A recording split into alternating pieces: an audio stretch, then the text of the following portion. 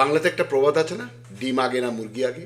কেউ বলে ডিম আগে এসেছে, কোথা থেকে এসেছে সেটা কেউ জানে না। অনেকেও বলে মুরগি আগে এসেছে, সেটাও জীবতত্ত্বের ধারণা অনুযায়ী কোথা থেকে এসেছে আমরা এখনো সন্দেহান। কিন্তু সন্দেহান নয় একজন, সেটা হচ্ছে ডক্টর মোহাম্মদ ইউনূসের অন্তর্বর্তীকালীন সরকার। তারা হাসিনা চরিত্রে অভিনয় করার জন্য আসল হাসিনাকে ধরতে না পারে নকল হাসিনাকে অর্থাৎ নুসরাত ফারিয়াকে গ্রেপ্তার করেছে।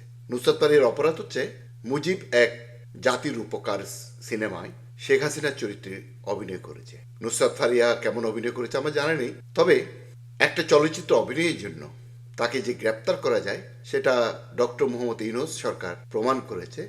যদিও শেখ হাসিনার মায়ের চরিত্রে অভিনয়কারী সম্মানিত উপদেষ্টা মোস্তফা সরোয়ার ফারুকের স্ত্রী নুসরাত ইমরোজ তিশাকে কিন্তু গ্রেপ্তার করা হয়নি, কারণ নুসরাত ইমরোজ তিশা এখন মোস্তফা সরোয়ার ফারুকের স্ত্রী।